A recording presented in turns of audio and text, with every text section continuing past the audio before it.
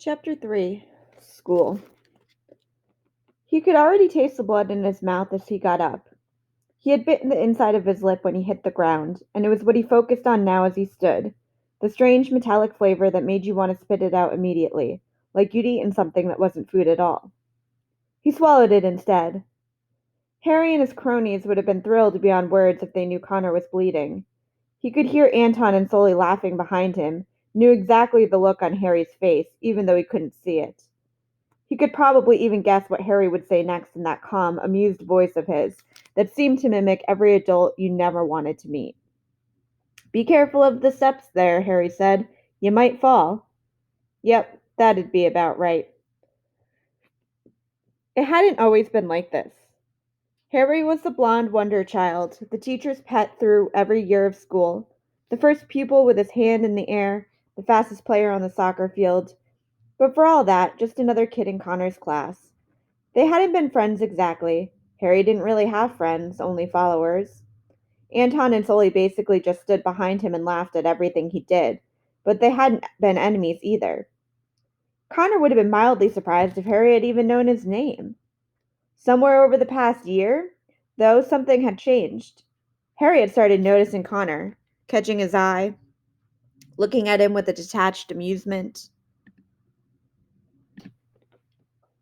This change hadn't come when everything started with Connor's mum.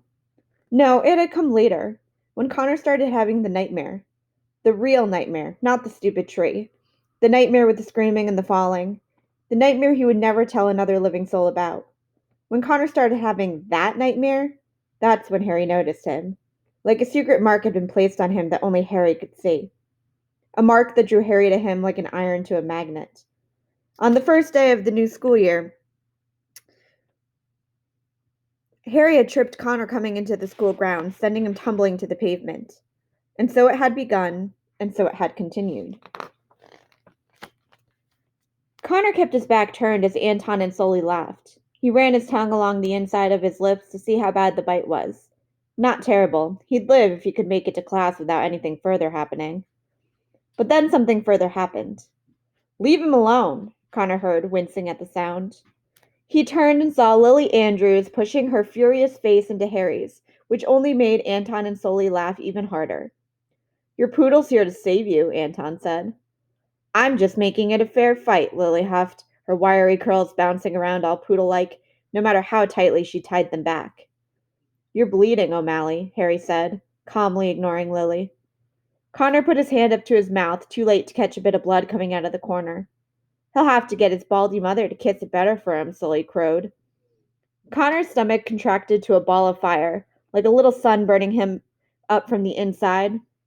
But before he could react, Lily did.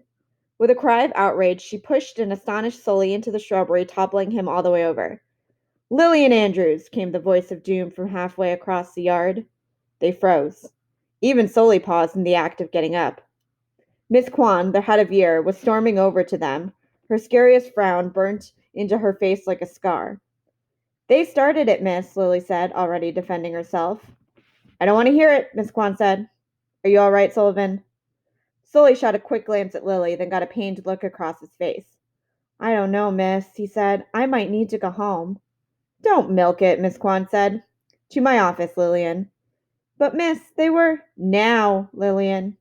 "They were making fun of Connor's mother." This made everyone freeze again, and the burning sun in Connor's stomach grew hotter, ready to eat him alive. And, in his mind, he felt a flash of the nightmare, of the howling wind, of the burning blackness. He pushed it away. "Is this true, Connor?" Miss Kwan asked, her face as serious as a sermon.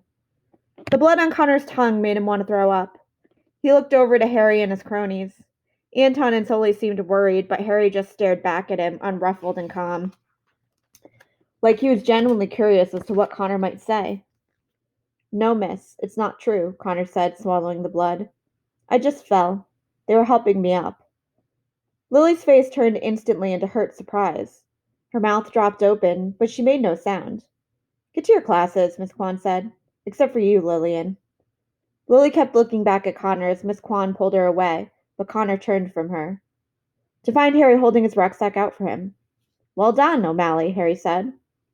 Connor said nothing, just took the bag from him roughly and made his way inside.